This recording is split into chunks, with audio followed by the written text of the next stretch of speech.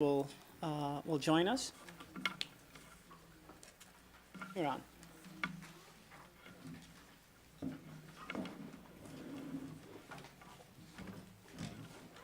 Morning, Council. Morning. Just a bit of background here. This is last year, the 2018 budget was the first time we had presented actually to a committee of a whole. So really, this is our second time through with this format. So appreciate any feedback to how people would like it done differently. I have received some, and it's good feedback. So, but appreciate more. Talking into it close enough. The hard copies that we handed out a couple weeks ago was really provided as an aid that you could be looking at detailed pages if you want and keep the summary and the context, the dialogue there. So again, if everyone would like, the 300-page binder with everything, that's something. Please tell us if that's what you are wishing, or you like the way we're doing this. But because we're always trying to make this document as user-friendly for yourselves and staff and everything, but provide you with the information that you can speak to the public with and stuff. So it's open for feedback here, and we can try to take council's direction on that as well. Okay. So Kevin, are you looking for that feedback now or in the course of the presentation? The course of the day or at the end would be fine. Whatever. Yeah, and we can try to take notes here. I have finance staff here today too, so they can try to jot stuff down, and we'll try to meet capture all those and look to do something differently if that's the direction. Okay. Very good. The two documents, we do a budget summary here that I have in front of you that I'll walk through.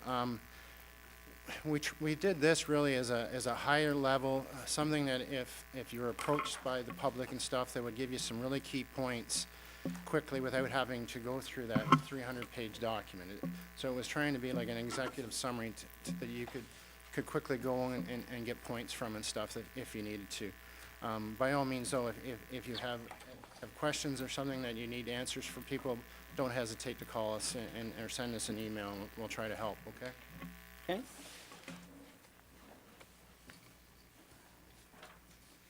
So the executive summary page here, what the 2019 budget is looking for based on maintaining our services and the items that have come forth from council, from strategic reviews, et cetera, that have been recommended to be included in budgets. The amount required to fund all that is about $155 million in expenditures, and $57 million of that comes from then will have to be raised through taxation. So the 2019 budget then requires a net increase of just about $1.8 million. Of that, breakdown of that is new assessment growth is almost 800,000, and after you take off the assessment growth that's occurred, that would leave a 1.75% tax rate increase to raise $983,000 and $848. So that's that assessment growth. That's the return roll that we've received from MPACT, and that's spread out amongst the municipalities. And we can report on that as well by municipality where that's all coming from, if that's so desired. It's not in this budget package. Broken down the operating expenses by these different portfolios, so you'll see that there. Next page. The 2019 budget has been developed to maintain the current progress and programs and enhance service levels and support important projects as directed by council.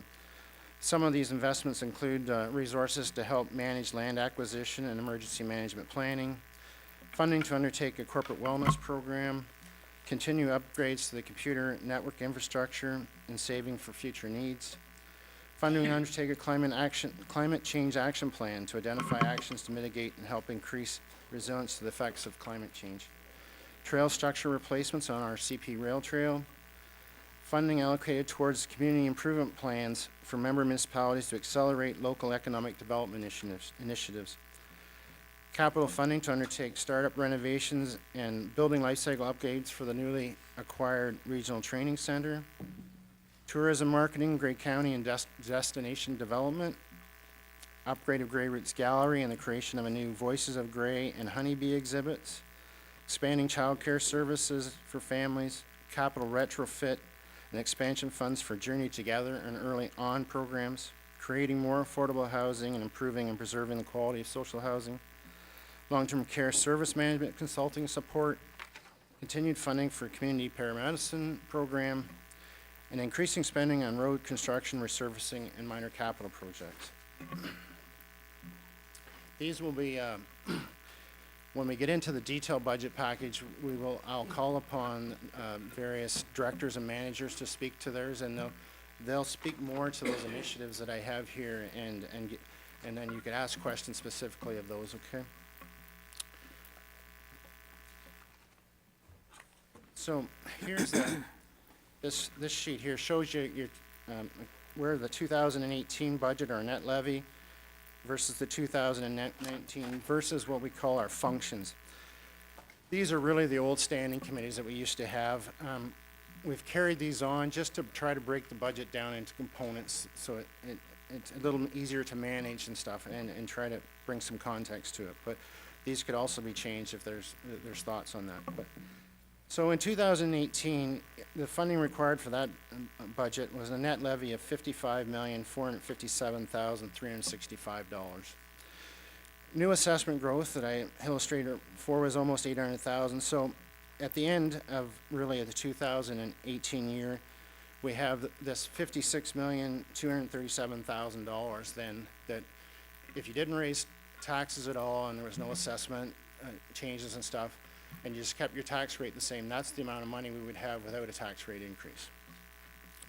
So then what's being proposed by staff is a net levy increase, or a net levy budget of $57,220,960. So it'd be an increase of almost $1.8 million, or a 3.18% increase. And then reducing that off by the amount of new assessment growth brings that down to the $983,000, or a 1.75% net increase, okay? In saying that, transportation and public safety, you see that's a significant increase.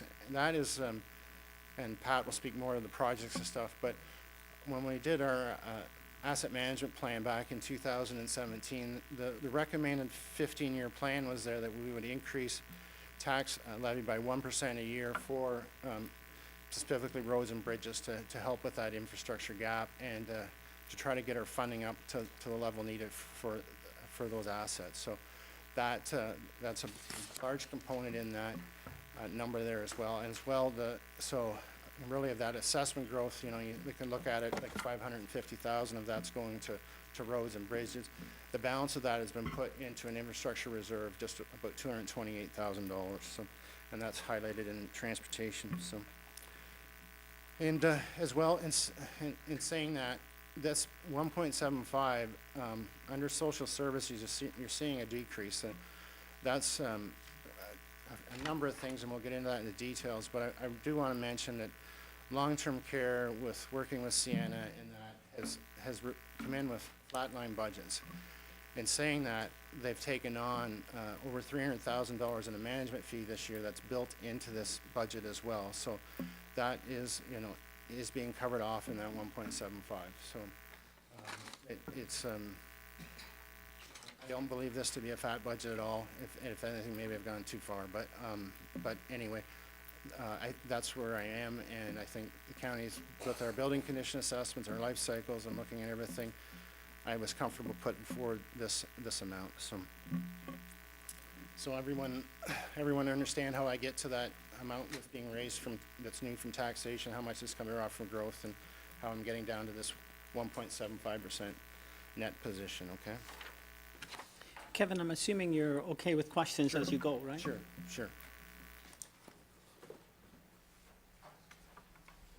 So this chart here is just our gross expenditures, that $155 million that I talked about. It just gives a breakdown percentage-wise of where that is, because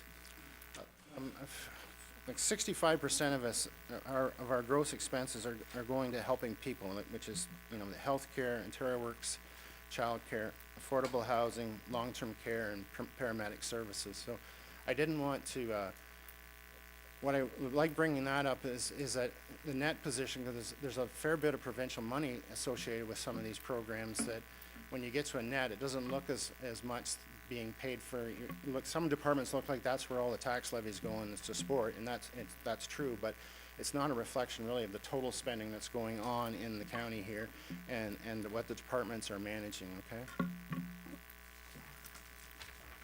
Question? Oh, I'm sorry, Councillor Suever. Yes,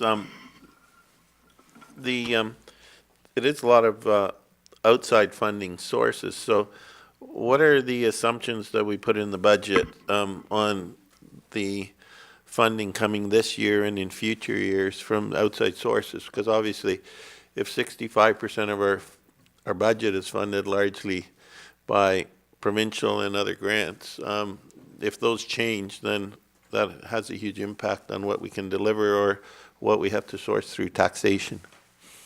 Kevin?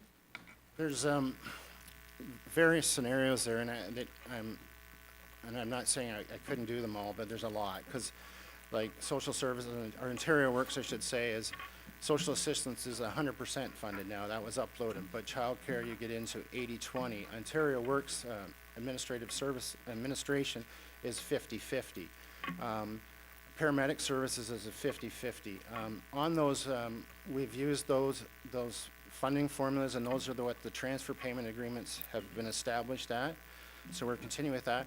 Those where we get inflationary increases, we've used what the ministry template has historically been. So like paramedic services, I believe it's 1.5% increase we've built into this budget. So that's what we've used as our best guesses. So there is risk.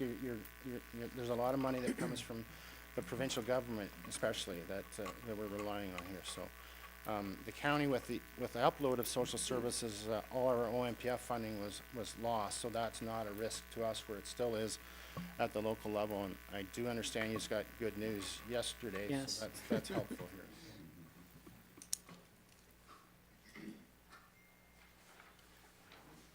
Budget background, just to again mention that as a county, we're a consolidated service manager. We're mandated to run these programs of Ontario Works, childcare, housing, and so on, so that these are what we do here. And like I said, you know, a significant portion of that is helping people.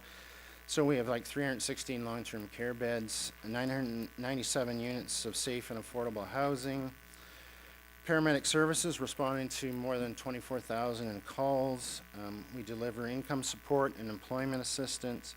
We help families access affordable child care.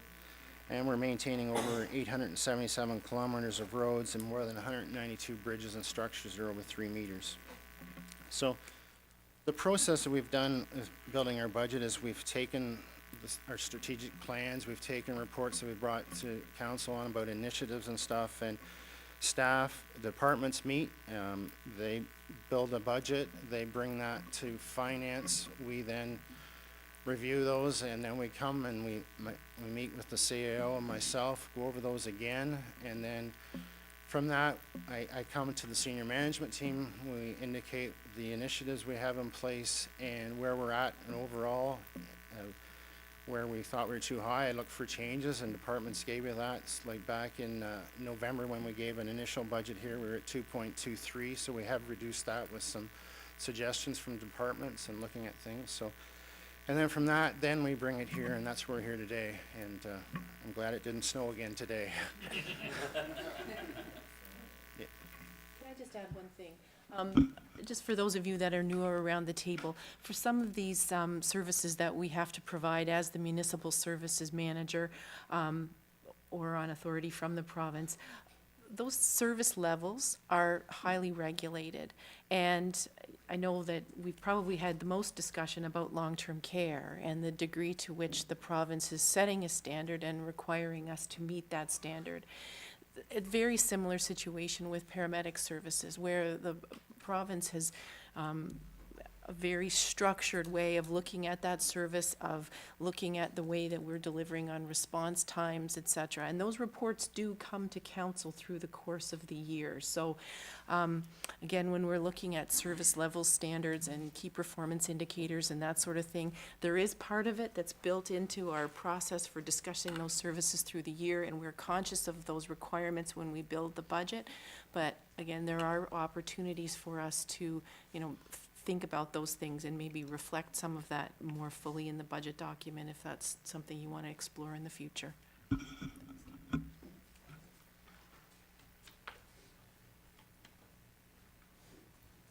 Function responsibilities, and these are what I mentioned before, are really our old committee structure that we have in place. So like corporate services looks after budget, assessment and taxation, asset management, general legislation and bylaws, provincial offenses, risk management, emergency management, human resources, records management, information technology, accessibility, and new to that is legal services now, and with our hiring of Michael, our new prosecutor, I guess. Planning and community development, planning matters, official plans, subdivision, condominium plans, site plans, forestry and trail management, economic development and tourism. A new one is a business enterprise center that has now been taken under by the county, and also new is the regional skills training, trades and innovation center, which is the Sydenham campus that we acquired in 2018. Heritage, which is our Grey Roots, and agriculture. Social services, we have Ontario Works, children's services, long-term care, affordable housing, and community and social support programs. Transportation and public safety, we have engineering, maintenance, and construction of roads, bridges, and culverts.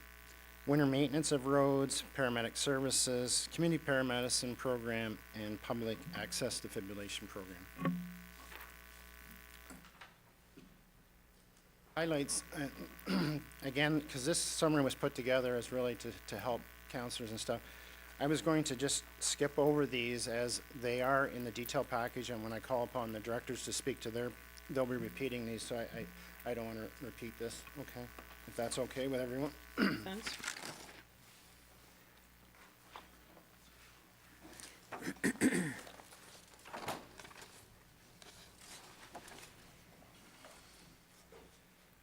People, the Grey County has about almost 900 full and part-time employees that deliver these Grey County services that are in this budget. Workforce is made up about 77% unionized employees and 23% non-union employees. You'll see here that there's 9 bargaining units and is in the table, and there are almost 700 employees that are in those bargaining units. For 2019, there's ongoing negotiations with 2 employee groups. That is the OPSU Grey Gables and the OPSU Paramedic Services. Both those, if I'm correct, Grant, are going to interest arbitrations. And then the other 3 that we'll be working with is the ONA, and there's 3, an ONA with each of the homes that contract ended March 31st, 2018. So. For the non-union group's annual wage increase, 1.65% has been calculated, and that's using an annual wage calculation formula that was approved by council a few years ago. And this formula uses 5 data sources to calculate that annual wage adjustment. So that's what we're using there, and then that it facilitates also in negotiations when we're dealing with the unions as well as a benchmark that we're using. Okay. So Councilor Weber? the unionized employees, their contracts expired some time ago. So obviously we've budgeted just more than just the wage increase, or I guess maybe we don't want to say exactly what we budgeted, but because the negotiations aren't finished, but that is probably a significant risk in the budget. I'm not sure I totally understand the question through the warden, but we take a look at through our formulas to come up with let's say a 1.61 or a 1.65, and we spread that across for all of the unions. What we try and do is negotiate as many contracts at the table as possible, and every contract that you negotiate at the table is background for the arbitrator to say what is fair. We think that based on the other negotiations that have taken place, that the amount in the budget is very close to what they will receive at arbitration. I don't see it as being a huge risk. We have 2 homes that have already negotiated a 1.61 wage increase at the table for the same duration. And arbitrators will take a look at that to see if they will probably go ahead and just give them that, or sometimes they give them less, because we've been dragged to arbitration. In regards to EMS, our wages are very competitive throughout Ontario, and again, we use that to see what our exposure might be at arbitration. So that's something that we've already taken into account. You never know what's going to happen at arbitration, but Thank you. That makes me feel better. Thanks, Grant.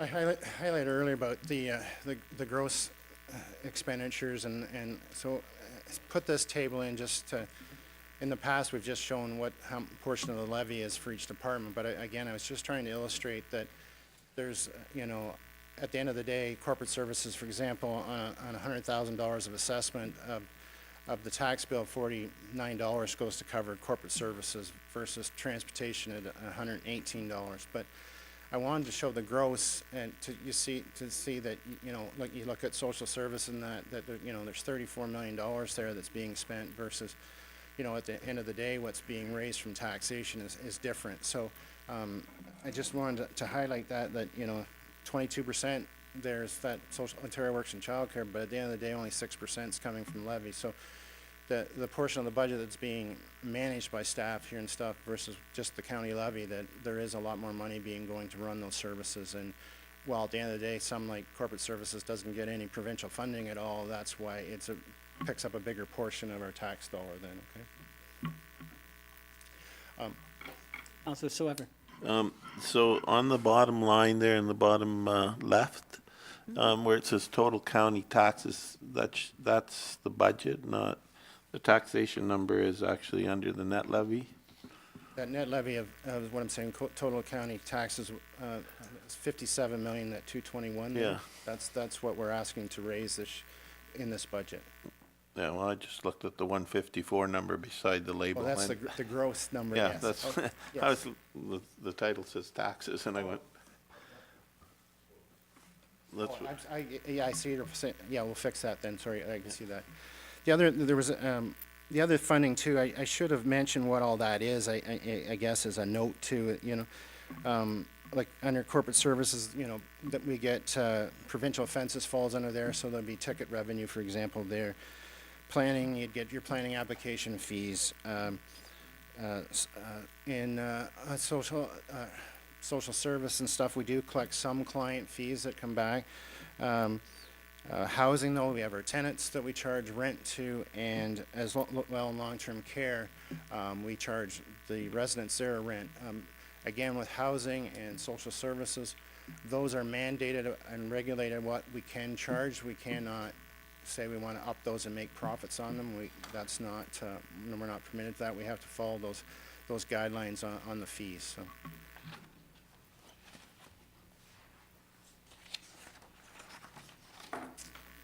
So this is a budget analysis by those functions and showing budget to budget. So corporate services is the first section there. In total, we're looking at 356,000 more to be raised. And I've highlighted those here, like for council, the difference is 108,000, admin departments 372,000, assessment 32, POA $33,000 reduction, property a reduction, and taxation and others a reduction. And then we have the health unit with an increase, and then our hospital grants and healthcare funding.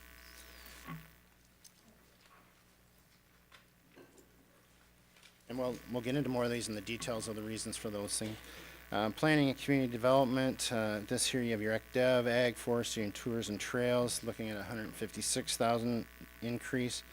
Gray routes, about 35,000, and planning about 44,000, for a total of 230,000 36,000. Social services, you have Ontario Works, which has social assistance, with pretty much $8,300. Ontario Works Administration, $28,000. Ontario Works, $13,000. Childcare, a small decrease, about $7,700. And County Social Initiatives, $7,000. Housing, a decrease of $227,000. And Anne Marie will get into more of this. I had mentioned and spoke to Anne Marie and Kim about this. We've been talking about affordable housing, supplying affordable housing, and then it looks like the county is decreasing their investment in it. But there's reasons for that, and I'll let Anne Marie, when she gets to that, speak to that. So it's not we're reducing services here at all. That's not the case. Okay. So overall, about $179,000 decrease here in these portfolios. And then transportation and public safety, paramedic services, $248,000 increase. And then under transportation services, we break it down by an ordinary maintenance and winter control, about $162,000. Construction, resurfacing, and minor capital, $792,000. And that's with that, putting that 1% corporate levy amount in there for to address our asset management plan. Supervision and overhead, $55,000. Housing and depots, a small decrease of $2,500. Equipment operations, operating and capital, increase of $94,000, and the quarry of about $1,000. So the increase for these portfolios is $1,350,000. So it brings us to a total of net levy, I said, of $57,220,960 to be raised, or an additional $1,763,595. Of that, the new assessment growth is reducing that amount that needs to be raised from taxation down to the $983,848, or a 1.75% increase. So just to put it in perspective, 1% then on the left-hand side is equal to about $562,000 then, okay, based on this budget. So estimated tax impact, I'm just showing here the 1.75% to raise that $983,000. For every $100,000 of assessment on a residential home, you'd be looking at $6.14, okay? Or in a household, there's about 50,000 households in Grey County. You'd be looking at per household about $19.45.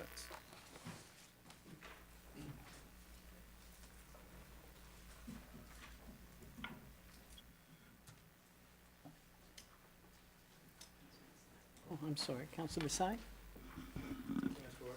Quick question for you. What is the average assessment, what is the assessment on the average household in Grey County? Question? Hear rebuttals with this. Bill go higher if you took Southgate out. Here we go.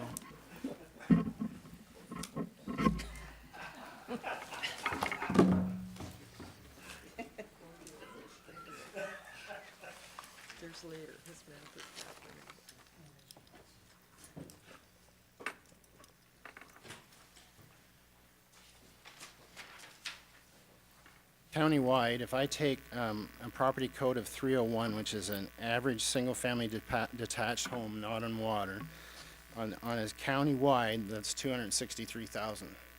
But like you can go from municipality to municipality, and those will vary. Okay, I know our representatives from Blue Mountain will say that would be half of what they're seeing. So it's hard to say average at times, but that's The average.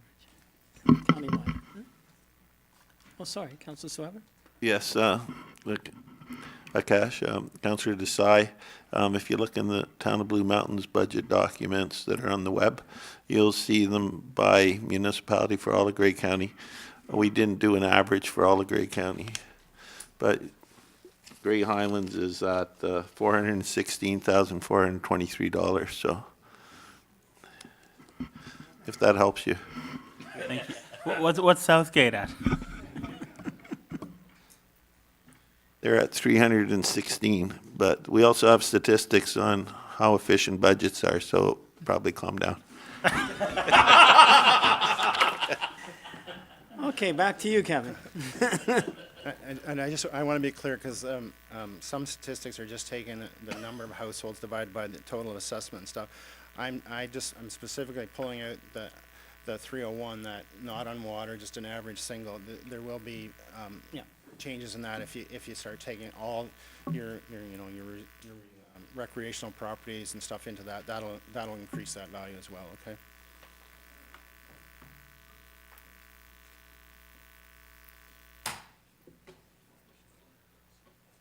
So, again, if, once, So sorry, I didn't hear the number, the answer to the question. I must have missed it. I heard the 301 average, but what was the average increase?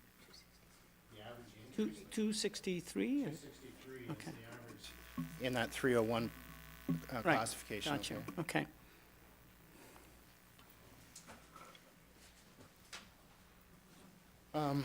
Just this, again, this is just a summary document. It's a quick reference document for you. If there is questions that, the wardens here, our CAO, and as well myself, and how you can contact us, okay? So,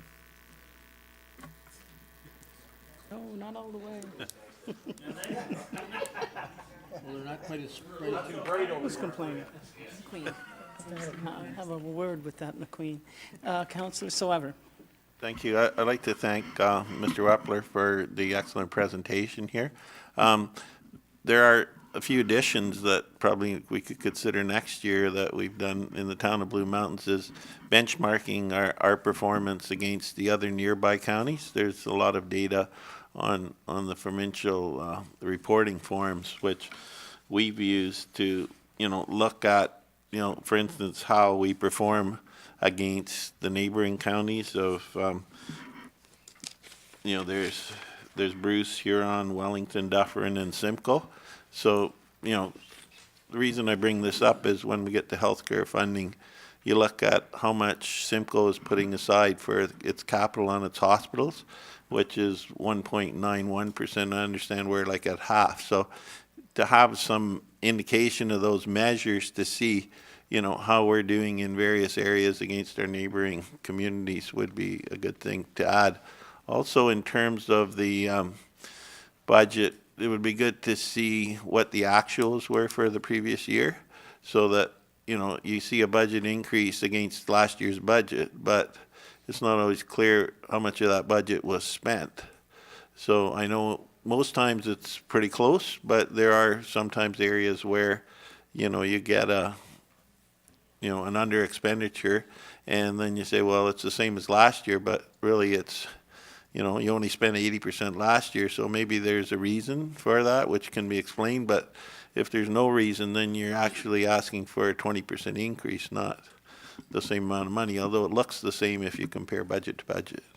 But I think overall, I know it's a lot of work to put these things together, and I compliment you on the job that you've done. thank you. No, and I appreciate the feedback. We have changed these in the past from feedback from council, so yeah, we'll take those for sure. And I think the things there you've mentioned that I think are doable.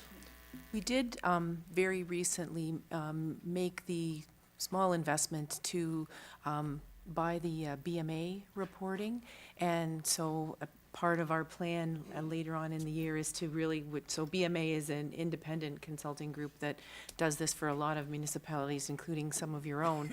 So that kind of information and comparison, we bring the BMA information forward.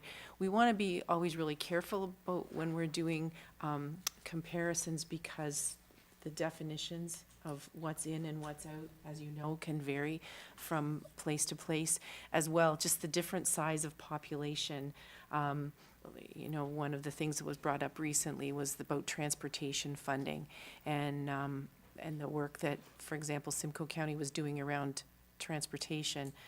And they've benefited from $44 million in provincial funding to support the development of a transportation system in Simcoe that, and we're hoping to get 1.8 soon.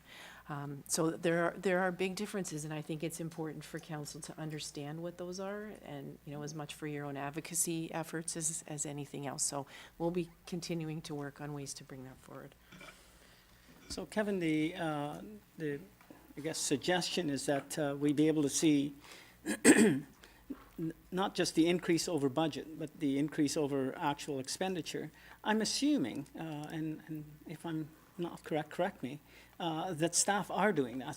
Staff are looking at, this was the budgeted amount, this is the amount that we spent, and do we need to spend what we spent last year, or do we need to look at this similar to the budget from last year? Yeah, back where I mentioned that review process is, finance sends out the last 3 years of actuals to the departments, and then ask them to fill their budget into that, comparison to that, and then we use that. But we can bring that forward right into this document here, as I think it's being asked. So that's, yeah, you're right. And those are the questions that we ask, and we have those meetings and stuff for the explanations of, okay, you didn't spend it, and then, some years too, we see the opposite. They're overspending on those lines as well. What happened those years and stuff. But no, if we can supply more, put that into this document, we're using it as a staff resource right now. But yeah. And to add to our normal budget timeframe, we would normally be presenting this budget to council in November. So, the best that we could do would be a forecasted final till the end of the year, because the year's not yet complete. Yeah. Councillor Mill? Thank you, Mr. Warden. I too want to thank you, Kevin, for your presentation. It's been very good. I note there's 780 million assessment growth overall in the county. What tax classes has that growth come from? And what would be the tax implication for those individual tax classifications? I'm thinking it's good to say you've got, what was it, $19 and some odd cents increase per residential. But I dare say it would be different for agricultural if you break that out. And I think it would be, it would behoove us to make those numbers available, because the impacts are going to be drastically different. Yep.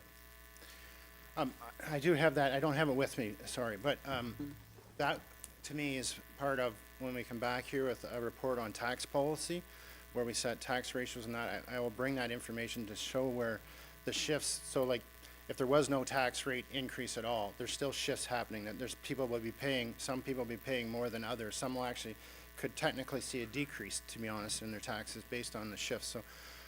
That's what I have in the past, is brought that as part of the tax policy to show that shifts county-wide, to show you what is, how much, for example, we know, like you said, agriculture, the sale values of farms have been very high in the last assessment, and they are seeing a shift of the total tax onto farm properties and stuff, so.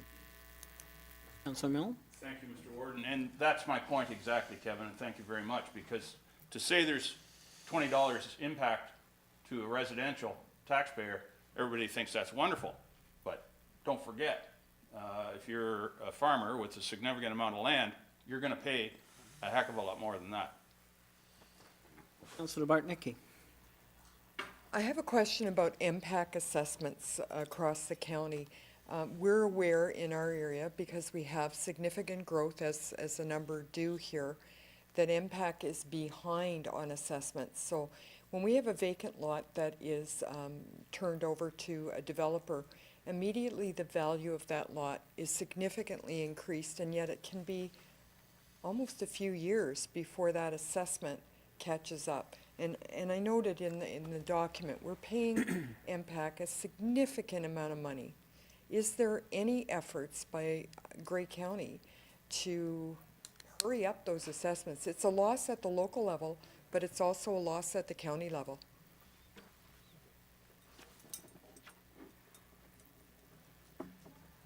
It was, we haven't done anything, I want to say, the last couple of years. We did hire a consultant 3 years ago, MT, to do a scan of properties and stuff. They recommended stuff that they do work for other municipalities where they were finding stuff. We have done that, and those were given to all the local municipalities, and we forward those on to MPAC and stuff. It's something that we could talk to the tax, I do bring the local treasurers in, and we talk about tax policy with them, so it could be something we can talk about again. Some prefer to do it themselves and not being the county paying for it because they don't want to pick up bigger shares of that bill at times. Sometimes they feel like they're subsidizing others, but, and you know, at the end of the day, the tax roll is really at the local treasurer level, but we can have that discussion, that's for sure. And I can bring Impact in here too as well to speak to council. I think be a good avenue to raise your concerns with them, okay? Thank you. Councillor Soever. Following up on that, we have spent quite a bit of time looking in the town of Blue Mountains at taxation, the revenue side of the budget as well as the spending side. So where our tax dollars are coming from, and we've made a few observations which we'll be taking up with MPAC. Our commercial assessment seems unusually low at first glance, and most of our assessment, like the large part, is coming from residential. We also have a lot of development lands, and one of the things we're noticing is that in theory, and according to practice, they should be reassessed when there's significant changes in the value as it moves through the development process. For instance, the official plan designation, the change in zoning, draft plan approval, final site plan approval, and then the construction. And we're finding that that's not happening, and unfortunately you can only go back 3 years. So, you know, I think we've missed a lot of revenue already, and then it's not going to make the developers happy when we look at it. But and the fact is that it is a job though, but we do pay Impact to do it, and they've informed us that it's up to our planning department to tell them and the developers, but I can't see the developers lining up to say that their property's just increased in value. So we're working on coming up with maybe applying some resources to that so that we make sure we capture that, and maybe the county could do the same. Randy? Sorry, I did have this discussion with Randy about some of that, so I'd like him to speak to this as well. Yeah. Thank you, and that's an excellent question. We are actually working on a couple initiatives. One is we're actually organizing an event between local planners and MPAC staff to learn from each other in terms of learning more about MPAC and how assessment works, and vice versa, learning, hopefully providing some insight into the planning world for MPAC officials. And I think there will be some good discussions that will come out of that in terms of just having a better awareness about how the assessment process works from a planning standpoint. There's another initiative that we're working on with local municipalities where we've never had all of our subdivisions and condominiums files mapped in an up-to-date database. We have a number of files that date back even to the 1970s that were originally approved by the province. So we have a lot of subdivision condominiums on the books, so to speak. We have those now mapped. We've sent a draft copy to each local municipality. Where we've set up meetings in early March with all your local planners to go over that information. What we plan on doing from there and talking with Kevin is once we're satisfied with the actual status of those files, we want to share that with MPAC so that to make sure that those assessments are on the books, so to speak, and based on where they're at in the process. So that is something that we're actively working on for sure.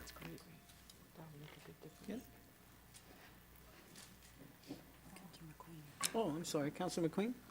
Just following up on that, Randy, though, I understand if a subdivision has been approved, but it hasn't started it's still in that farm state or vacant land state, that they can apply for vacant status taxation or something. I remember we talked about that a few years back.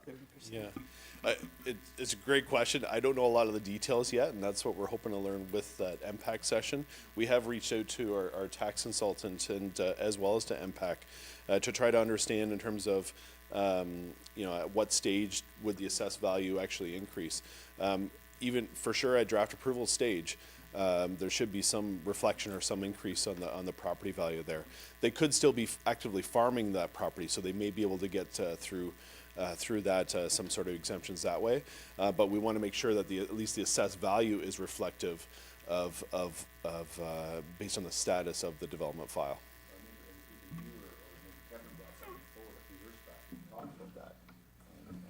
There is on the assessment there is that once that happens, if they continue to be farmed, that it's called farmland awaiting for development. They still can be placed as being farmed then and receive that rebate of the 25%.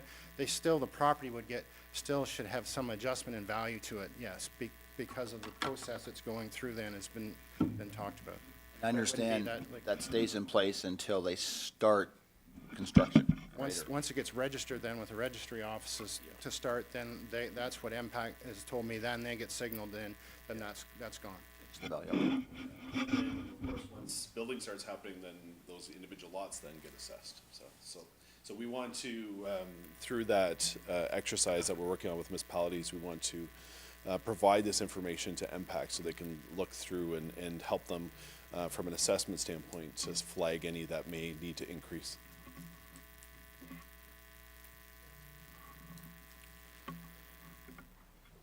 So I was going to move now into the detail section here and start speaking to that. Okay. I do apologize. We've noted building our council package, it slaps another page number on this, so we're getting more than one page number on these documents. So I apologize. So we'll try to reference the agenda package number here as best we can and try to keep you understanding where we're at and what we're speaking to. Okay.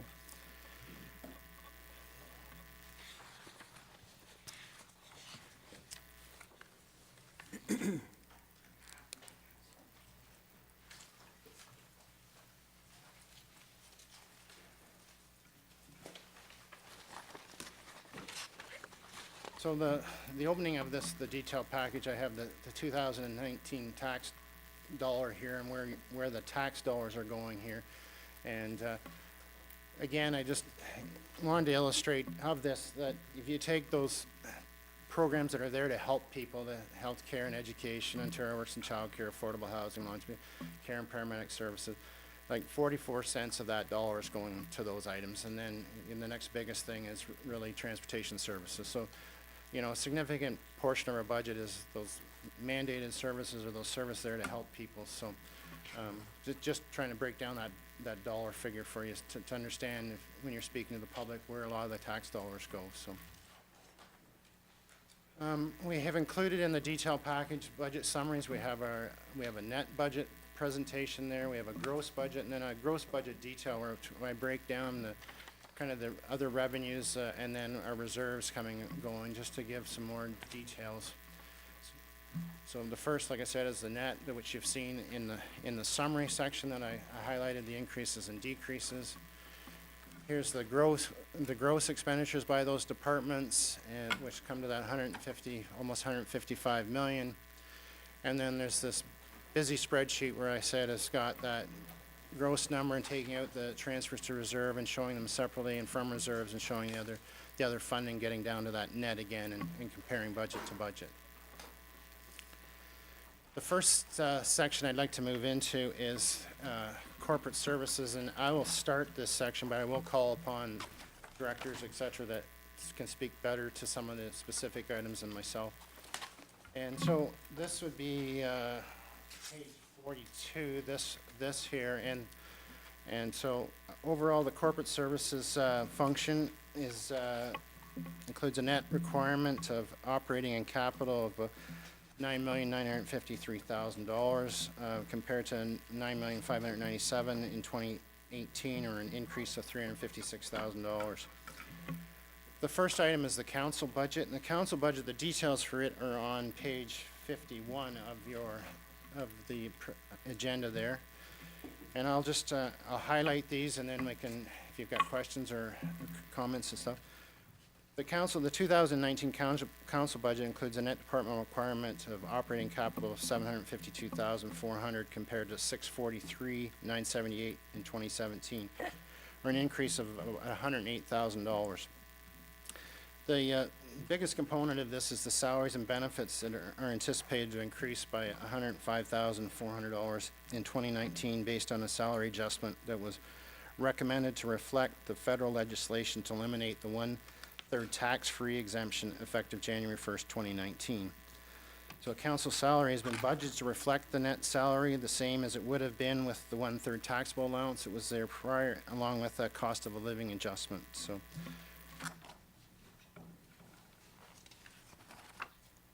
The 1/3 exemption's about 99,400, and then the balance of about 6,000 is a cost of living adjustment that's built into that budget, so.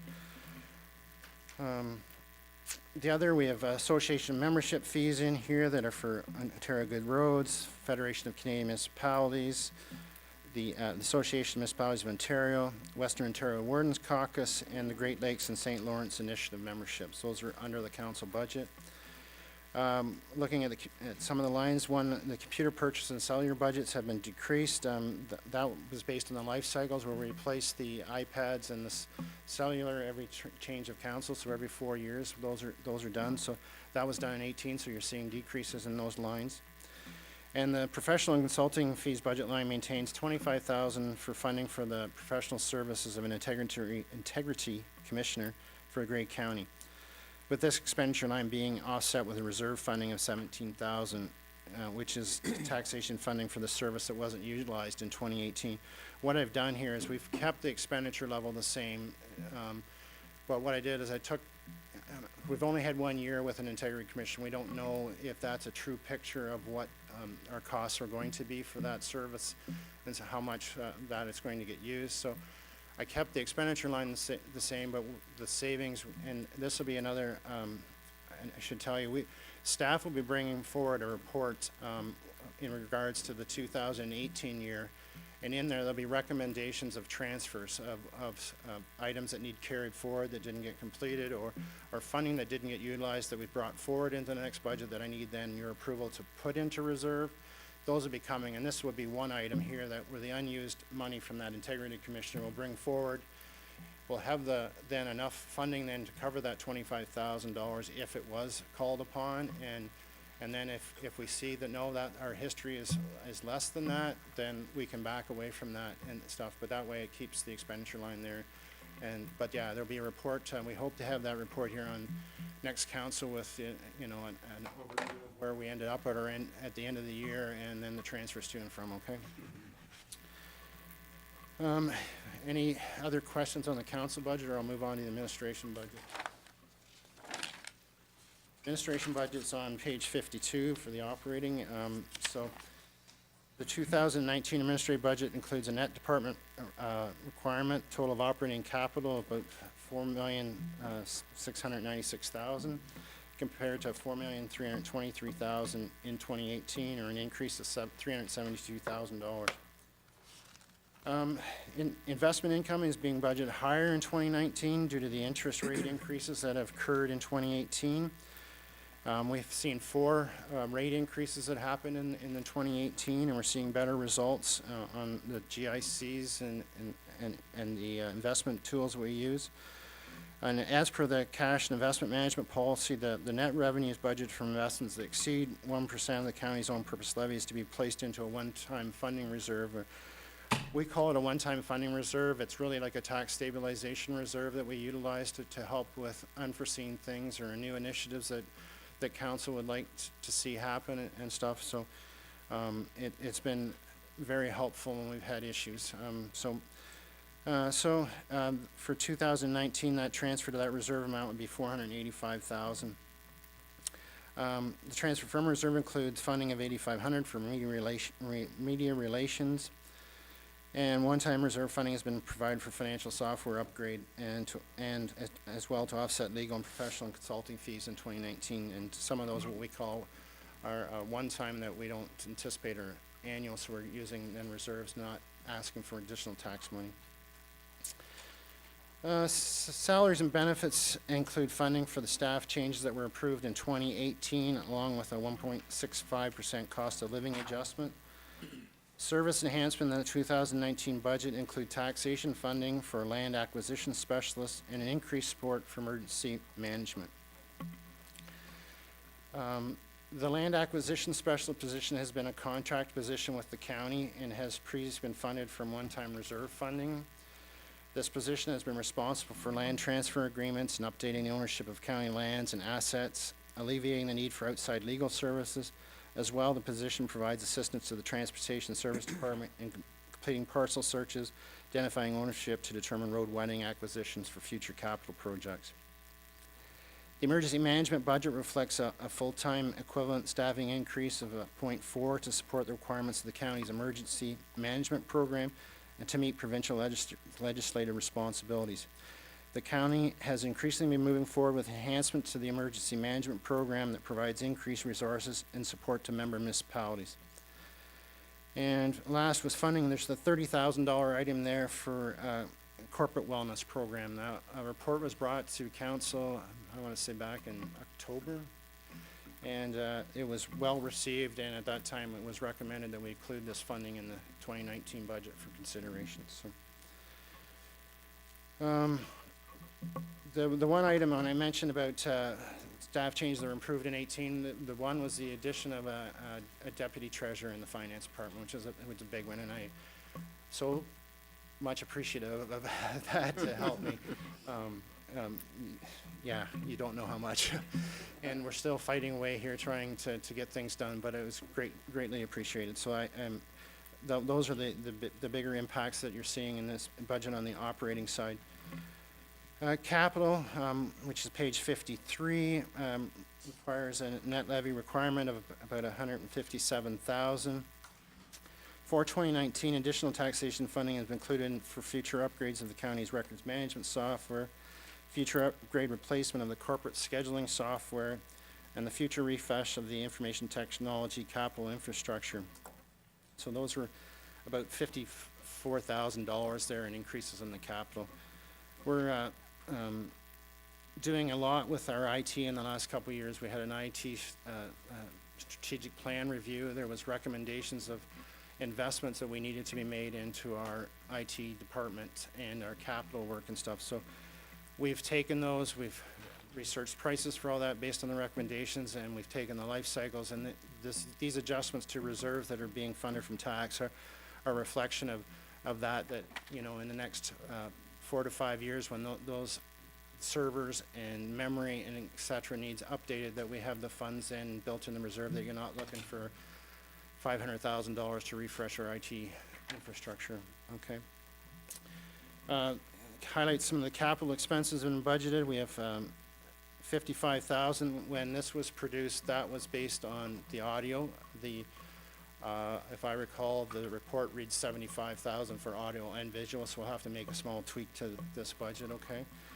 But that was what's in this budget is at $55,000 for the audio upgrade to the council chambers.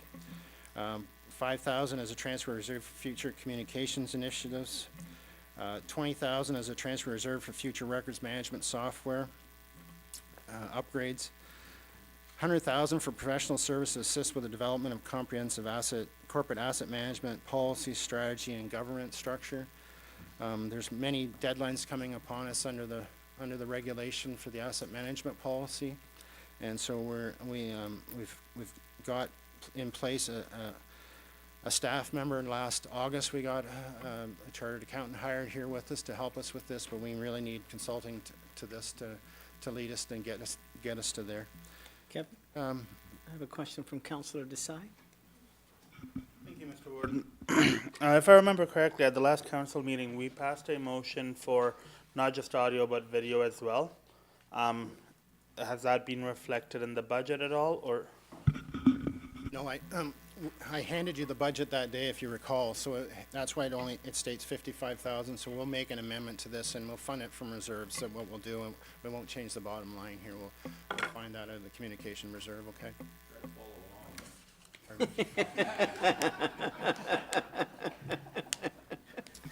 You've got a team there, I'm here by myself, so I'll pick my battles. I've included 15,000 for service to assist with the procurement of the county's 2020 municipal general insurance and risk management service program. 18,000 to upgrade the current corporate scheduling software. 30,000 to undertake a market salary review for non-union. 50,000 to complete a service review of the human resources department. 22.7 as a transfer reserve for future updates to the HR software. 20,000 as transfer review for future replacement of the corporate scheduling software. About 8,200 is transfer reserve for future market salary reviews, and then we have $358,200 for IT, which is wireless switches and access points, disaster recovery hardware, additional server memory, and network cabinets. I got your pause. Councillor Bartnicki. So I'm spotting on the 10th, I guess it's this, I don't know how many bullets down, 18,000 to upgrade the current corporate scheduling. And then further down, you've got 20,000 as a transfer to reserve for future development of corporate scheduling.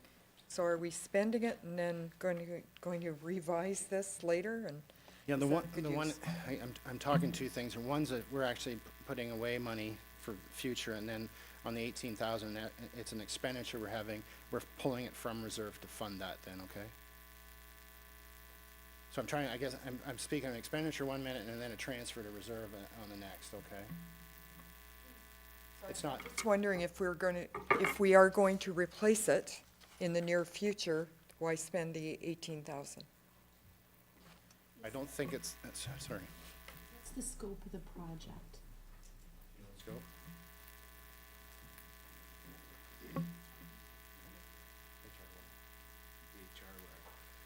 So currently, the HRware program that we have needs upgrading, and we're really looking to get into the recruitment, the resume stuff, things like that. The transfer to reserves is for an upgrade in the future, whereas we would, these programs are always going through upgrades and process, and we do have to put money aside so as to be able to purchase a new program down the road. So I believe that's what the two entries are. We need to continue to upgrade the current systems that we have, just because every year these programs are always improving, they're always expanding their the service. So the program that we have right now is a good program, and we need to continue to upgrade it. So if I may, I think to provide some clarity, when we do a wholesale refresh of our human resources software, that project might be something north of 6 figures. And what we're trying to do right now is just doing a slight upgrade and keep compliant with whatever the current revision is of the system that we already have. Thank you. Thank you, Grant. So the 18,000 is not in your taxation amount, it's being funded from reserve. The $8,000 amount is from taxation, it's going to reserve for that future full replacement if we need to, okay?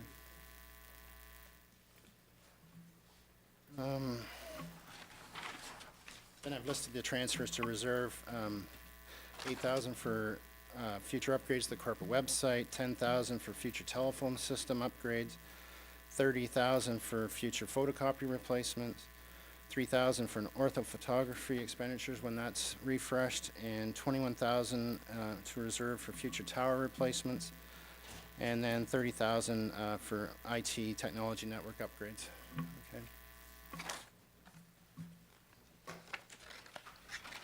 If not, I'll move on now to the workers' compensation and weekly self-indemnity budgets, which are page 54 and 55, the detail pages. And I'm going to have Grant McClevey speak to these from HR.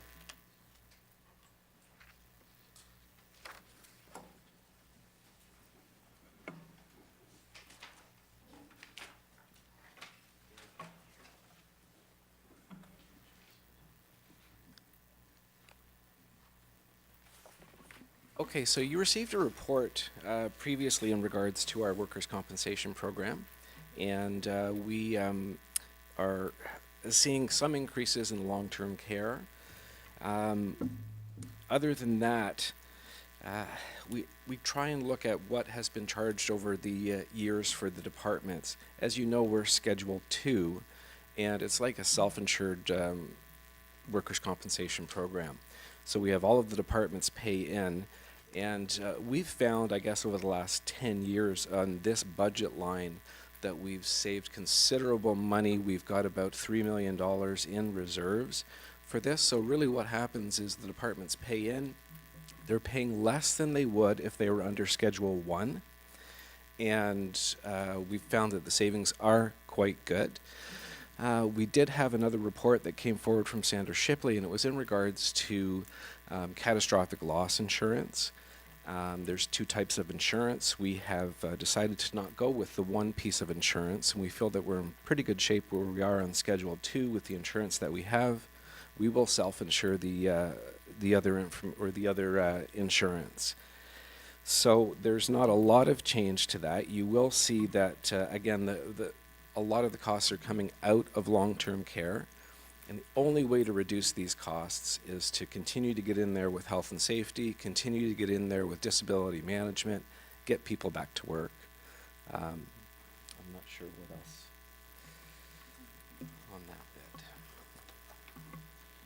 So like that, for example, the workers' comp budget there on page 54 of your package shows really a net increase of 0. But you'll see a line in there that's almost $1 million, which is a premium. So we're really, in essence, charging out an insurance premium and collecting that to pay those costs here. So that's where, when we get down to the long-term care budgets, Lynn, I'm sure, will speak to the increases that she's seen because of the rate change that we had. And that was spoken, as Grant said, in that report that Sandra Shipley brought here that showed in that report the claims versus the premiums we were charging for long-term care, and saying they had to start paying their way, in essence. So, so we have work to do there, so, okay.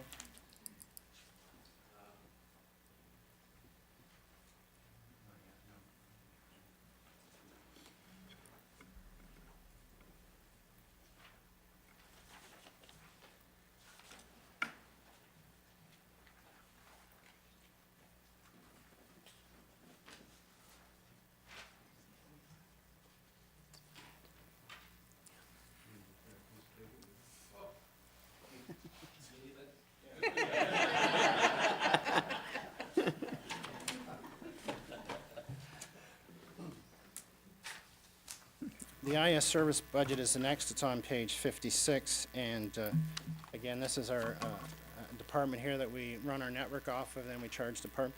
You may question why we charge out departments and do it this way instead of just showing all these costs here in a net tax position. That's due to all the cost sharing we have with the provincial government. So we have to get those costs across into those departments to show and get funding on. So we create these, in this case, an IS cost, which is for our computer network. So we'll charge that to Ontario Works, childcare, to paramedic services, et cetera, so that they, in paramedic service, when that cost comes across, that we get 50 cents on the dollar then from the province. So instead, if we left it here, it would not be getting it that way. So we call them an interfunctional transfers, and so you'll see credits coming into this budget to pay for that stuff, but there'll be a debit charge in the other budgets then, so we can claim subsidy from the province and that. So in regards to the IS budget and the items in here, I'm going to call upon our IT manager, Jody, to speak to that. I tried to get Grant to take my paper, so it'd be forgotten. Do I stole your lunch, or? Okay. Just some things I wanted to highlight. Last year, council approved the move to Microsoft 365, and we're showing a bit of consulting money to help with that implementation. So the big thing there is Office 365 or Microsoft 365. It's more than just the software that our end users are accessing, being Microsoft Office and email. There's a lot of software that's bundled into that that helps IT essentially run the network. So things that allow us to configure our network, all the computers that are attached to it, as well as IT service desk software, and it includes the enterprise licensing for the Windows operating system. So that's why we're putting in place the consulting money to help implement all that. It is a fairly big project and fairly specified knowledge. We have 50,000 set aside for a security assessment. So for us, this is kind of like a blend between an audit and strategy engagement. Security consultants in this area, they don't only assess the gaps that you have in your network security. They also look specifically at the applications you're using and the things you've already implemented. Have you configured them correctly? So they take a really fine-grained look at that and make specific recommendations on how to, if you have anything that should be configured differently or changed. Usually they assess the effectiveness of the solutions you put in place as well. So that often involves actually actively trying to hack our network, either through the weaknesses in the technology or through the user side of things. We've budgeted $85,000 for several different pieces of software that would include filtering on our email and attachments to them.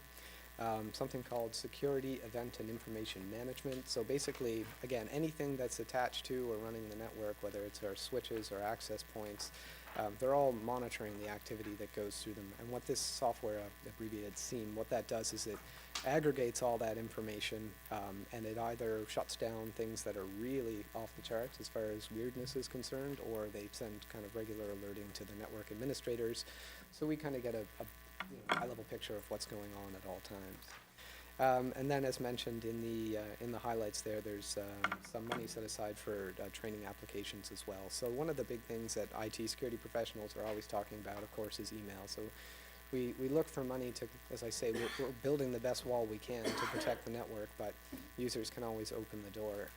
And we find it's not really enough to go and just tell people what they need to do to be suspicious of email. It's the kind of thing that has to be cultural and ongoing. So we're looking for a platform that allows us to kind of continually train users on what to watch for in phishing scams and how to be cautious when they're getting things coming through by email that they should be taking a second thought on. So any questions on that?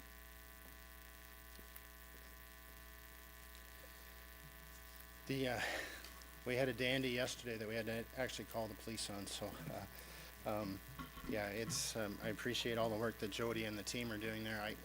The sophistication of some of the stuff we're seeing is incredible. And, like I said, we had the Owen Sound Police Force up here at 6 o'clock last night and providing them with some stuff to follow up on, so. Can I just pop in there? We almost gave Kim Wingrove's pay to somebody else that we didn't know in Quebec, so that was interesting.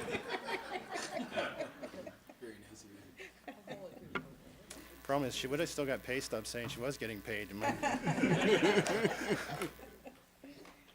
But no, Joe, it seems like it seems like, and we are investing a lot in our information technology, and it's trying to stay a step ahead here and trying to put those in place. We handle a lot of information when it comes to long-term care, paramedic services and stuff, and trying to protect that at all times. So, yeah, I know Jody feels like every time he comes see me, he's got his hand out, and but he's really trying to protect us, and I appreciate his honesty where he thinks his needs are. Okay.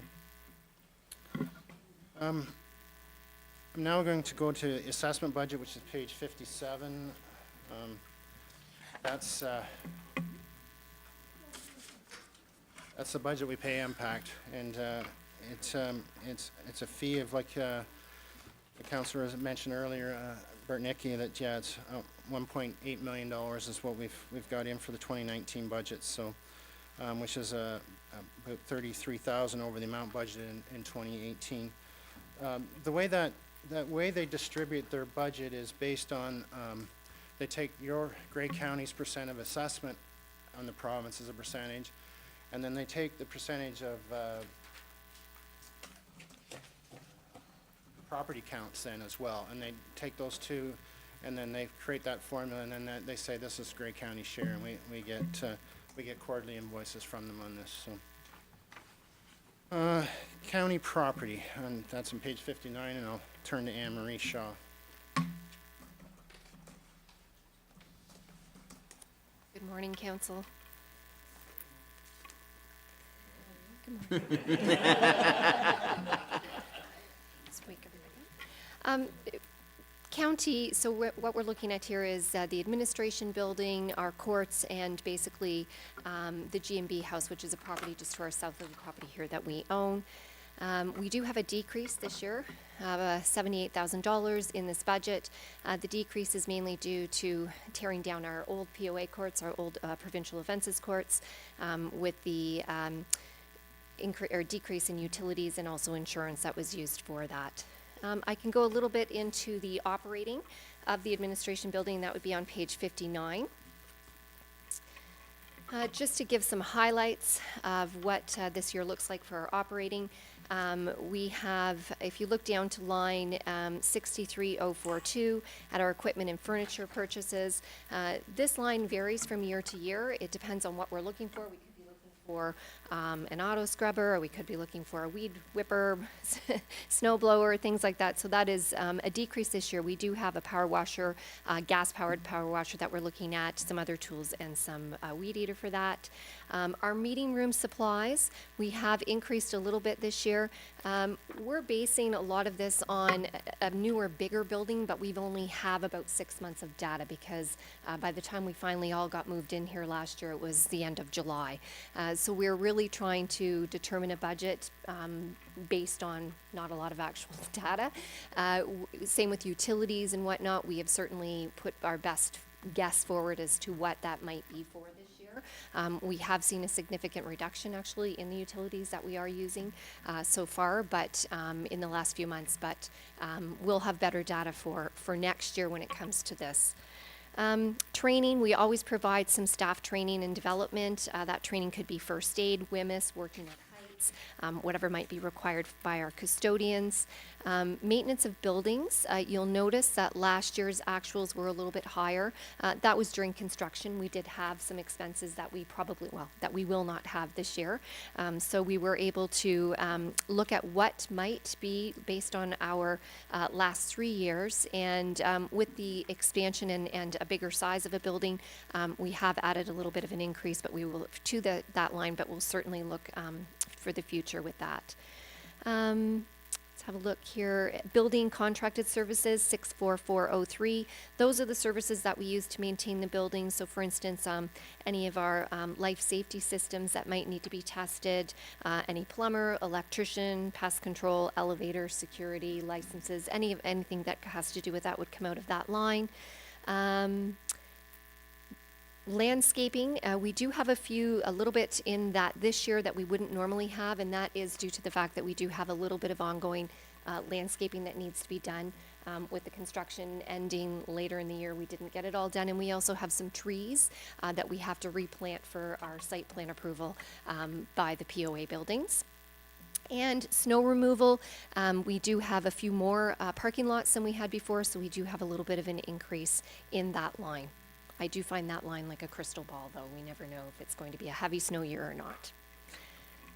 So any questions on the operating? I can speak a little bit to our capital purchases then. Looking at capital for this building, we do have a number listed. I'm just going to highlight one, the $10,000 for services to establish an energy plan. We do have a requirement under the public sector energy reporting that we are to have a conservation plan with targets. We are going to actually work with planning. They're also doing some climate change work too, so we are going to go out together for getting some consultation done on that. If we look at the $50,000 to paint the exterior of the building and $40,000 for the replacement of the exterior stair handrails in areas, obviously something we wanted to wait until we were construction was complete. So that is just what's remaining in order to bring the building up to our standards.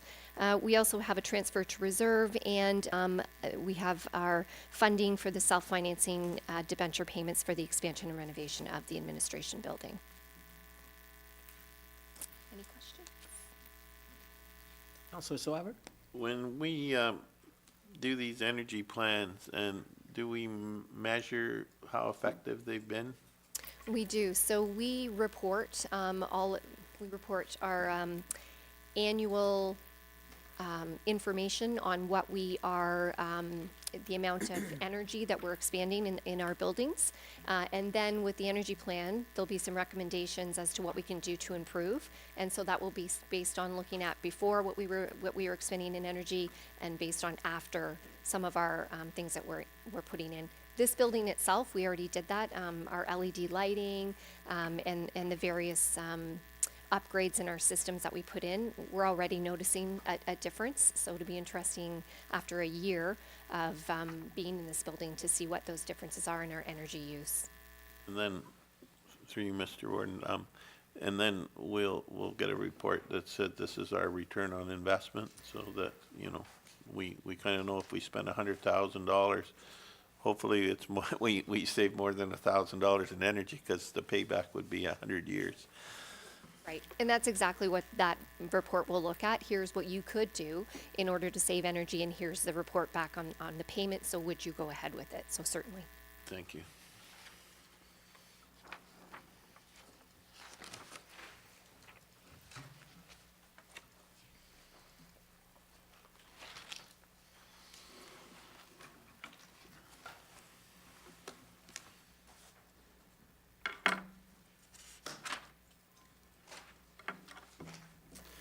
The,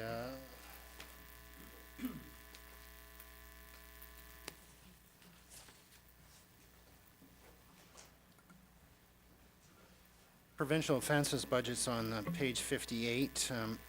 The 2019 POA budget continues to provide a revenue source to the county and includes a net departmental operating requirement of a decrease of $418,900 compared to $385,435 in 18, or you know, a further decrease of $33,465 in or an increase in net revenue. The county operates the provincial offenses courts for both Grey and Bruce counties. The net revenue from the operations then is shared based on population, similarly how we do the health unit, which that budget will be coming for soon too as well. Revenues have been projected to be higher by approximately $186,500 in 2019, and this is based on our year-to-date revenues that we were seeing in 18. And looking at our histories, the salary and benefit lines include funding for the county prosecutor services to be formed by the county hiring a prosecutor and reducing the amount of contracted services. The interfunctional administration charge has increased to fund a portion of our legal director wage and benefits to provide support to this operation.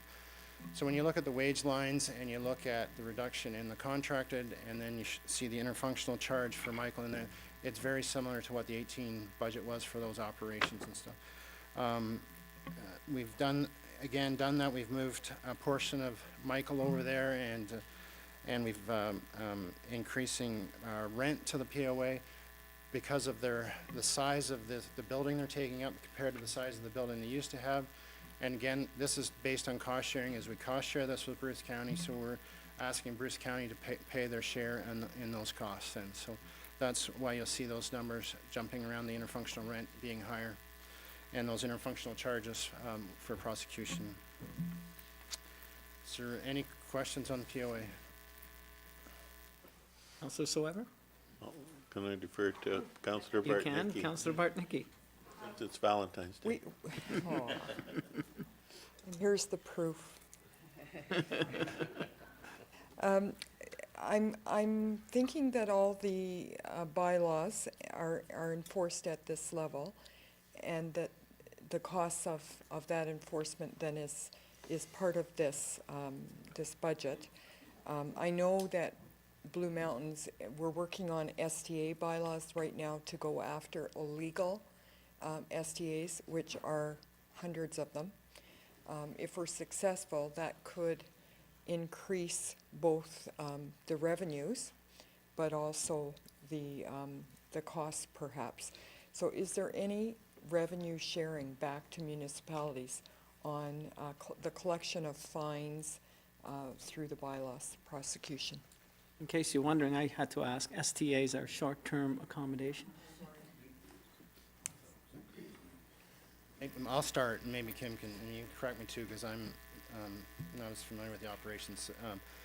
But there is a budget line in here for the payment to lower tiers, which is the bylaw infractions, about $60,000 that we then give back based on what has been fined and stuff. Some of those we do take a portion of that for the cost of running the POA operations. Is there more you want to add, Kim? Just to be clear, and this is something probably I'm feeling that we could explore in greater detail with council at a different time, but the way the system is set up, where there are infractions where the police are laying a charge, and it could be anywhere to anyone, those are mostly the vehicle-related offenses. We prosecute those, and that revenue stays in the budget for POA, and then you see it as that positive impact to the bottom line. Where there's prosecution undertaken in our court with your bylaw enforcement folks, and the fine is levied, then we charge a 25% administration fee for the court costs associated with providing that venue and the justices, et cetera, so that can happen.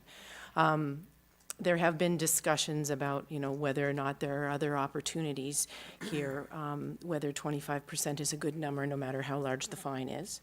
Some places actually have the ability to put fines on property taxes, but putting a fine on a property tax roll is only possible when that property is owned by a single individual, and that's the individual that was charged. So there are some complexities. Really, I think the message to take away from provincial offenses is that we're trying to take a really serious look at how we're pursuing the revenue side, making sure that when fines are levied, they're actually collected, because that's a huge missed opportunity if it doesn't happen. And we are moving to a new collection agency that will provide some additional tools to us. So I'm hoping that in the future, you'll see the benefits of that. Councillor Soever? Yes, so you mentioned collections. Do we have any idea what is the dollar amount of fines that haven't been collected? When the provincial offenses was downloaded to Grey County back in 2000, there were millions of dollars of fines. We don't have a great way of going after those. If you're drinking out of residence ticket when you were in college, for us to go after that at this point now, there's not a lot of impetus for folks. Where you do see some positive changes is where the province provided for plate denial when people are at Service Ontario trying to renew their license, and if they've got outstanding traffic fines, they need to settle those up. That's been a benefit, and we see that here. And one more is we share the costs of the POA court with Bruce County, and it's done on a population basis, I understand. So does that population basis actually reflect the percentage of use? Like, obviously, one county could be far more proactive in pursuing fines and do 70% of the business, yet the population could be 50-50. So I just wondering whether maybe, it's time to look at some alternative funding model that actually reflects our percentage of use rather than just population. We'd have to do some, The analysis, yeah. You have to recall too, some of these fines are not even Grey County ratepayers at all. They don't even live here. They're traveling through, for example, on the Bruce Peninsula way too fast. If you've read the media on. So yeah, I don't know. We can talk to the POA staff to see if they have those kind of stats. I don't know off the top of my head, sorry. Have to do Thank you.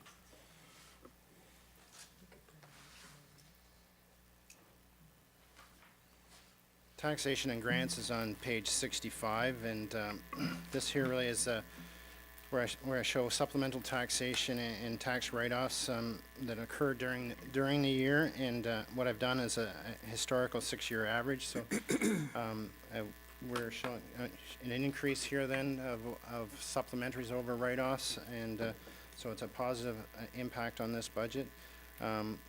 We also continue to have $50,000 budgeted in here expenditures for grants as a grant in lieu for development charges for those affordable housing projects that come forth. And for those, they come forth through a report from Anne Marie Shaw on those when there is a proponent that is looking for that and is meeting that criteria. So And also in this, under the grant part, we're showing the revenue that I put in here, in the budget, the first allocation that we were made aware of on the cannabis funding, which was $63,795, and showing it to reserves until we figure out where the need is for the use of that funding.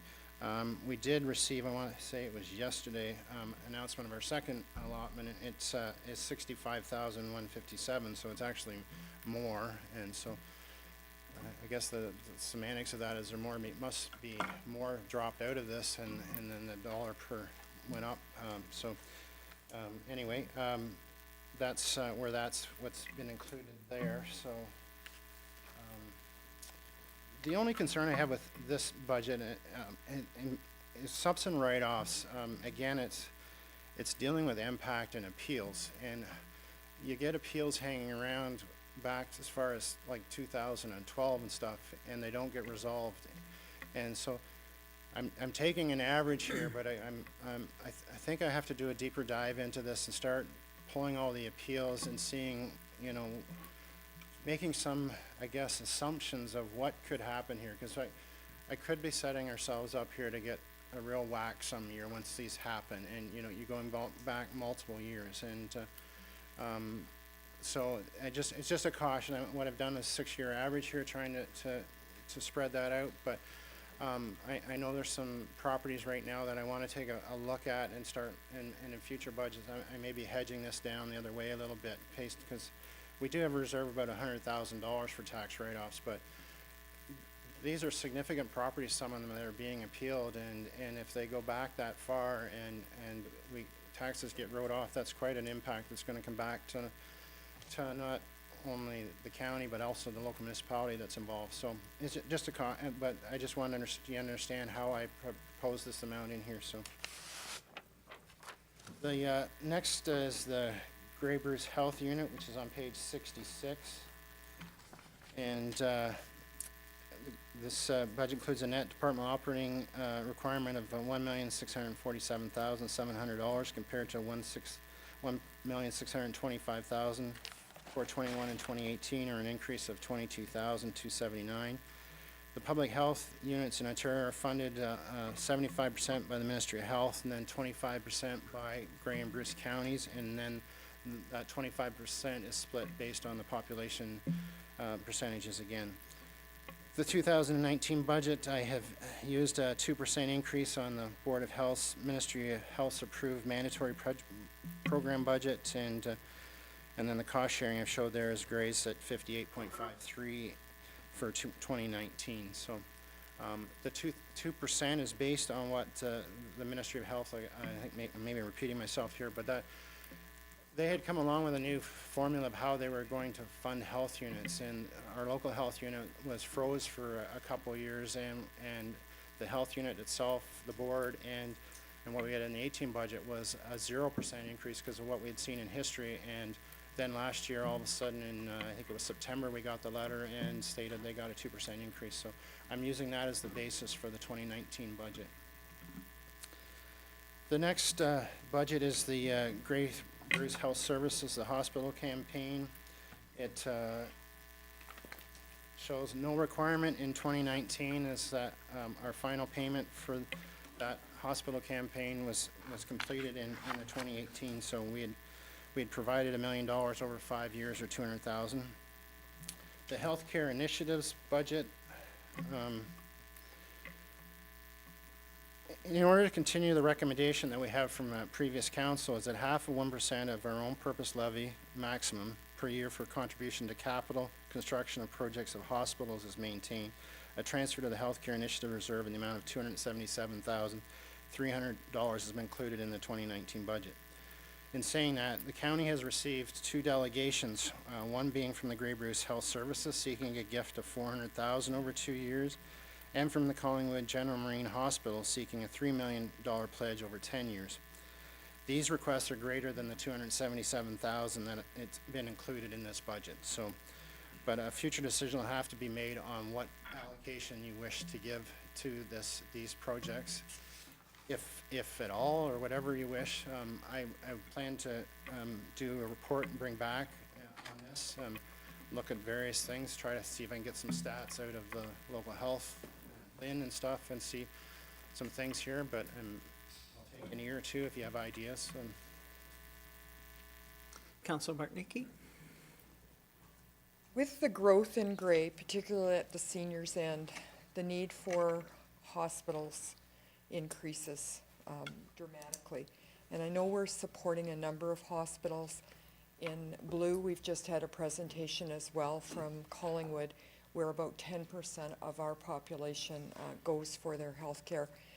I don't think we're keeping up with what other counties are putting into that levy.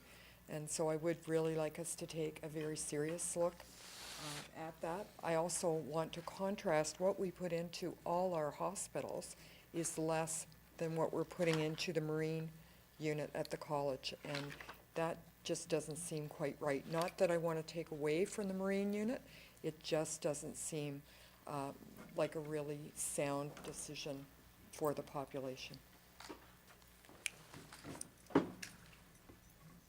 Councillor Soever?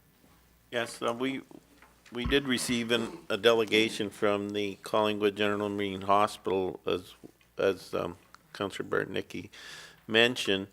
And looking at the numbers, Simcoe County has put aside $45 million over 15 years toward their hospitals in general capital fund, which is 1.91% of their taxation levy this year. So we're looking at half of 1%, or about 26% of what Simcoe dedicates to hospitals. And I would urge caution because there seems to be some double dipping going on in that the Simcoe County has then said you're not allowed to approach our lower tiers because they're already funding. And Clearview has stepped up with a donation of $3.6 million. So their contribution is now, close to 3% of total tax levy. So it is something that I think we need to look at whether we're doing enough, and particularly because if you look at the percentage use in Collingwood and then apply the percentage that we put towards hospitals in general, then the appropriate amount is probably closer to $40,000 a year rather than the $300,000 they're asking for. And I don't believe we should be funding Simcoe hospitals at a higher rate than what we fund our own. Appreciate the feedback. We've had prior councils have struggled with this, should they even be in the game, etc. And it seems like everybody is at a county level in the game somewhere. So, but yeah, I appreciate the feedback, and those are good numbers as well. So thank you for sharing. And the last is the Georgian College commitment there. The 2019 budget has been drafted with the 5th installment of $200,000 of a financial contribution of $2 million to that Georgian College to construct that Marine Emergency Duties Training and Research Center for the Owen Sound Georgian College campus. So.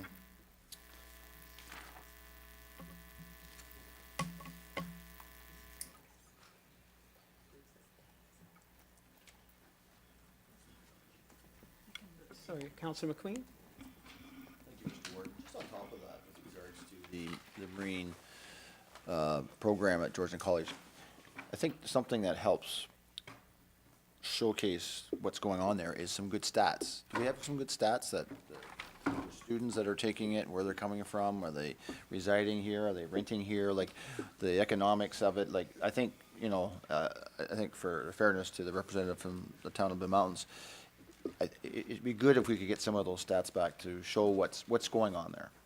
Is that possible through? I didn't bring it with me today, but certainly when we did the delegation at Roma to training colleges and universities, that was one of the things that we spoke about was both the significant enrollment in the Marine program proper, as well as the in-service training that they're doing throughout the year to bring people into this area. So I do have those numbers. They are in the thousands. I just don't have them with me right now. Just to follow up that, I know when they came and did a presentation to the previous council, it probably wouldn't be a bad idea if they revisit the new council, just to come back and bring some information there and talk about, because all you see is a number and you don't know much about it, but I know they did, and we also had an opportunity to tour the facility to show what they were doing. So I think that's maybe an opportunity, maybe also for the new members. Councillor Thomas? Thanks. Just prior to Christmas, Georgian College presented details of a market survey they had done within Grey County and broken down into separate municipalities, which actually quantify the financial impact of the college in our communities. And I think that if a request were put forward to Fred Vicaris, the dean, he'd probably come and make that presentation to County Council.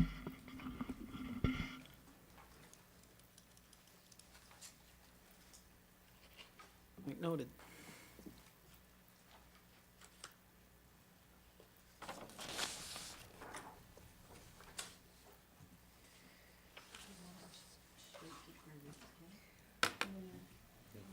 Sorry, I was just making notes, just to follow up, my apologies. Kevin, we've got 15 minutes before lunch. Planning section is the next one. I'm wondering with council's consideration, could we move to Grey Roots? We're gonna lose a couple of people here to another commitment, and so if we could talk about that before lunch, you mind? Before we do that, I'm looking at faces. Does anyone need to take like a 2-minute? I recognize that, yeah, I'm just acknowledging the faces that I see. 2 minutes, like literally 2 minutes.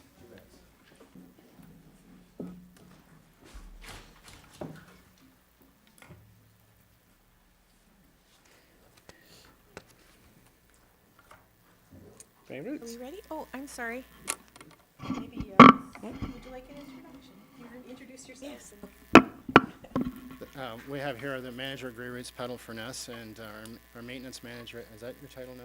Operations manager. Operations manager, sorry, Ted. Who looks after the place and all the buildings and the main buildings, so they're here to present their 2019 budget. Thank you, Kevin. Our budget, as compared to years earlier, is pretty much the same as what we've had before. The reason Ted is here is because our building is now reaching 15 years old and things are falling off of it and things need to be replaced, so you might be needing to look at the capital. So there's money in there to patch up the roof this year, and there's quite a few smaller capital projects, and Ted's really good with this.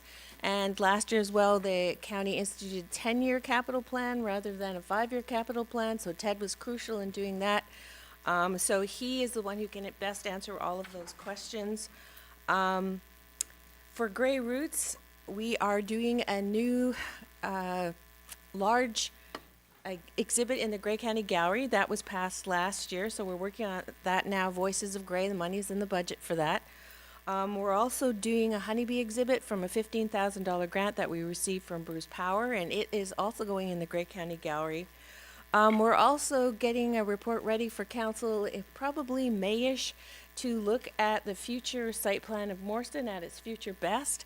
So Ted's been crucial working on that too. He's mastered this program called SketchUp, so you can actually do a 3D dive into the site and look at the buildings as proposed. We are also working on our marketing plan to increase visitation. Last summer was not a year as wonderful as we would have liked for visitation. We don't know to blame it on the weather. It was really hot last year. Everyone knows a rainy summer is excellent for museums. We're also developing a fundraising plan. We have a group at Grey Roots of Friends of Morston who've been helping us fundraise. You might have seen the Buddy Holly concert that they had. Unfortunately, the whole power in that block of Owen Sound went off that night, but they've been raising money as well for buildings in Morston. We also were pleased to receive money to build a cenotaph at Grey Roots. So the base is in already before the snow came, and we'll be building that and opening it. We have a day set up in May. We'll let you know as that gets closer. And we're also developing a membership engagement plan. If you look at the budget from last year, we exceeded our expectations in membership, in education programs, in kids camp, in all the ways that I think that show how we think that our museum is a vital part of Grey County. So all of the local engagement is there, and it's proved by those numbers. We have quite a few capital budgets that have been approved. One is the Grey County Gallery update with our Voices of Grey exhibit, which we're starting to build.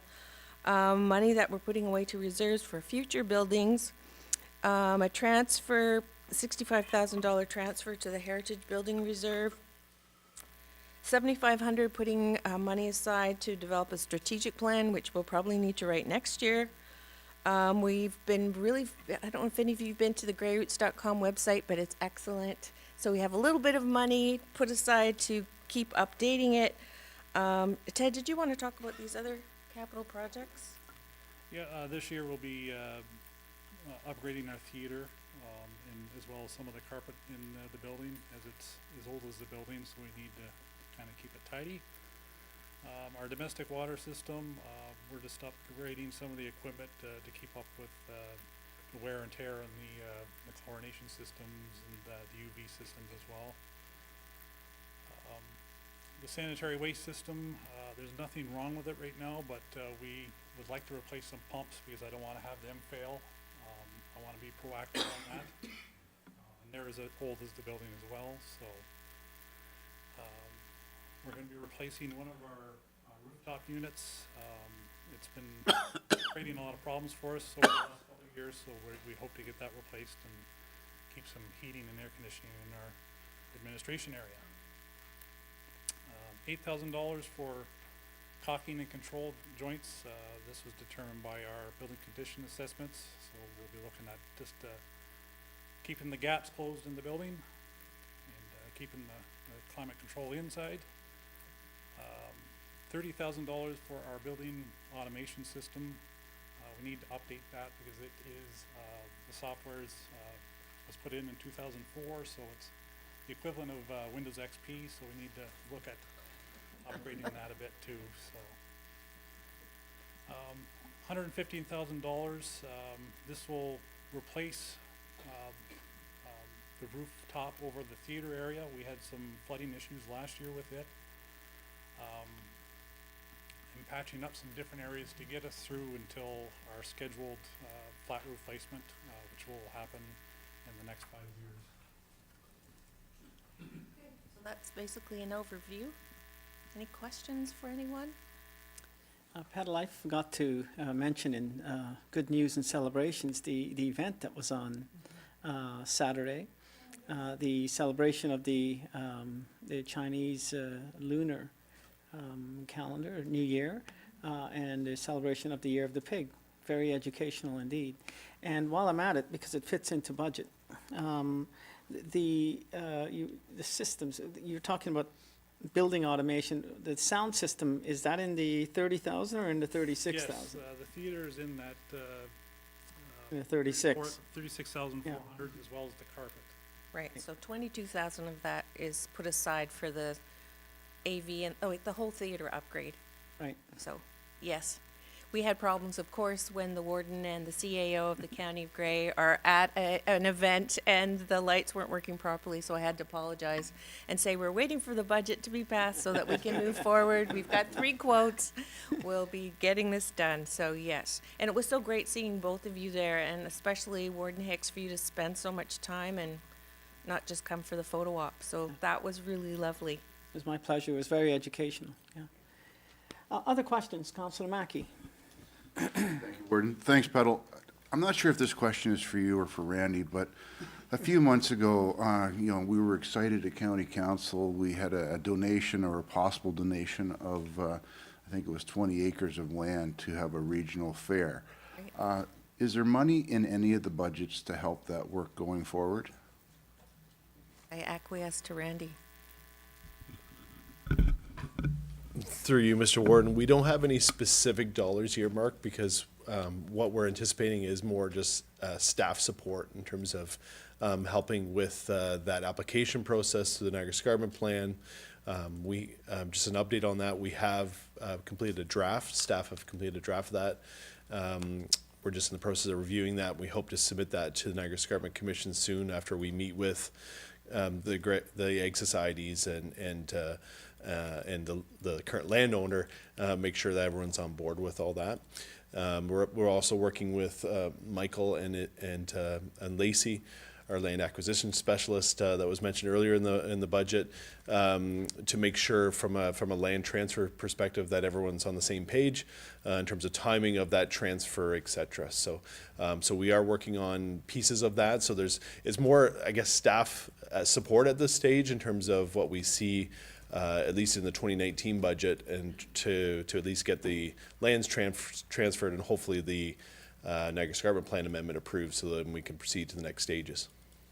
Thanks, Randy, for your department's support in moving this forward.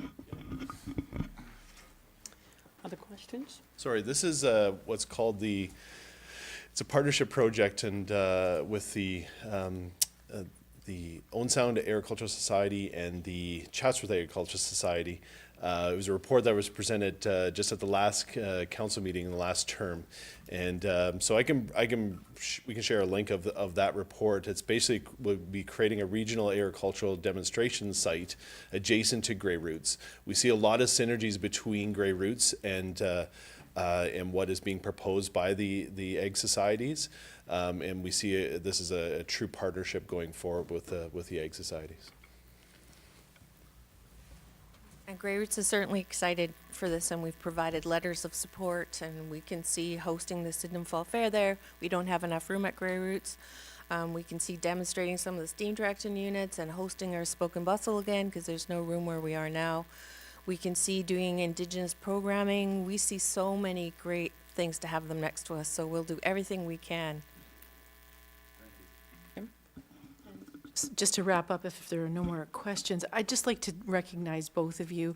I don't know if council's aware, but Petal is the president of the Ontario Museum Association, so we're pretty fortunate to have somebody like that.